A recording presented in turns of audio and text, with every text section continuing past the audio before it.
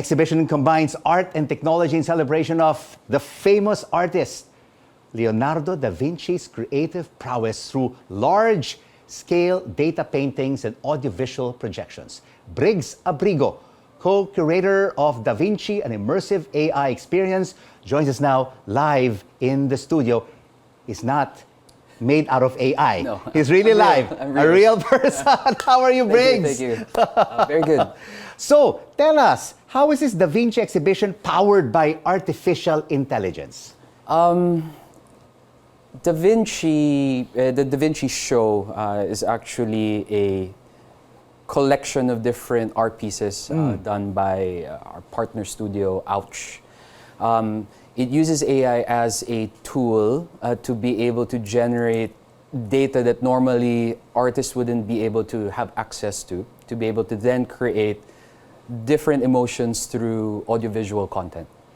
Wow. And how did your co-curators pick and choose the material for this immersive experience of Da Vinci? I'm sure the Mona Lisa is part of it. Yes, amongst others. Amongst others.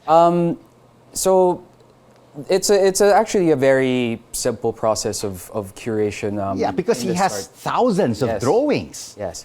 But what we were really after was the narrative of being able to sort of use how Leonardo da Vinci was known as. He was a polymath, math and science together to form amazing blueprints.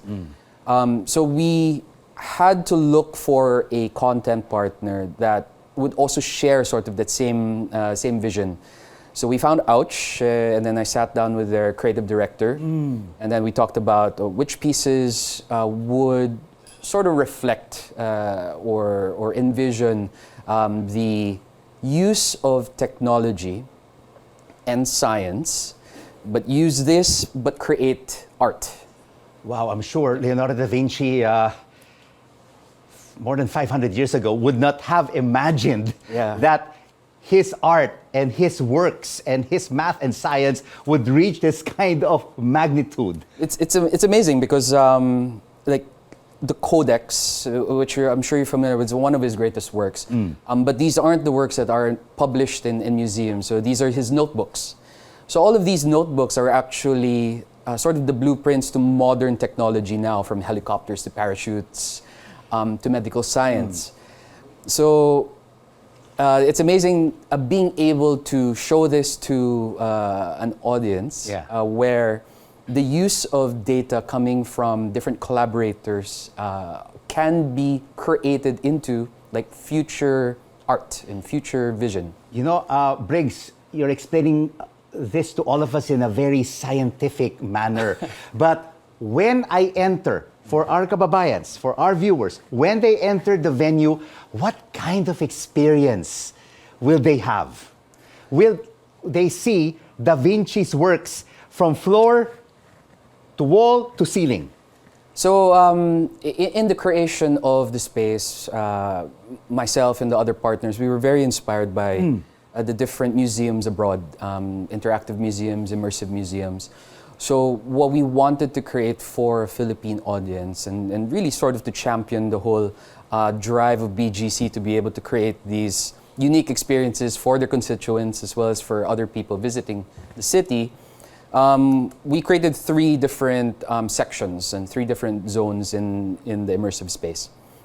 And how long will it take for one person to be able to finish this immersive experience? We tried cramming this whole visual spectacle, the symphony of sound, in around 50 to 60 minutes per visitor. All right. When you say symphony, you have background music. What kind of background music do you use for you and I to really feel that we are in the world of Da Vinci 570 years ago? The creation of the artworks, as you know, is audiovisual. So we've talked about briefly the visual component of it. The audio is actually done by Ludovico Einaudi. So Ludovico Einaudi is a partner of Ouch Studios. He's a well-known composer. He's done like Oscar-winning content. But what's unique about him is he also shares sort of that same vision of creative technologies. Where he does his symphony performances, it's usually accompanied by technology to sort of add that extra layer. So what the audience will hear in the space, in the whole surround section, as well as the individual rooms, will actually be music and excerpts coming from Ludovico. Wow, that is fantastic. It's like you're back in the 15th century, Yeah. Leonardo da Vinci's time, with the Medici family in Florence and in Venice. But it is really amazing, Briggs, that this exhibit puts the art in artificial intelligence. It is spectacular. But on the flip side, this could be just the beginning of artificial intelligence invading art. It's a very polarizing topic. Yeah. But I think it's also the reason why Wisdom of Da Vinci is the first show of BGC Immersive. 'Cause, I mean, art really is supposed to evoke thought and conversation. Yes. Yeah. Well, because you'll have to travel to be able to see the original works of Leonardo da Vinci, and you'll have to spend tens of thousands of dollars to be able to evoke that kind of emotion. Exactly. As well as on sort of a different layer about immersive content. Yeah. What we wanted to do with the partners and with BGC, of course, is sort of provide that space where people don't need to fly out or spend so much money to be able to have a glimpse of like true art. Yeah, but of course, this could also be adapted to our Filipino national icons, right? Yes.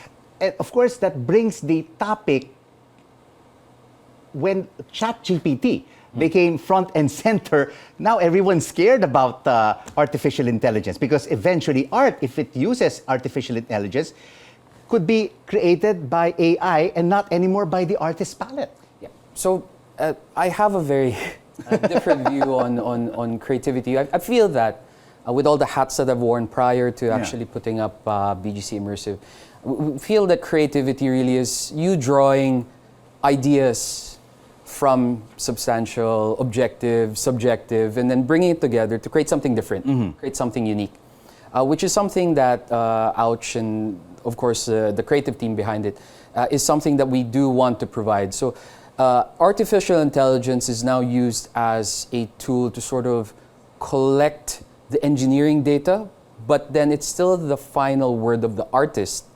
the designer, to be able to tell the story of, from this data, what sort of emotion should the audience feel. But of course, the audience has to also be educated about it because it could also be faked, right? So at this point, even the curator and the co-curator could be replaced eventually because with just one switch of the button, they can just, artificial intelligence can just create everything for you. So I'd be out of a job.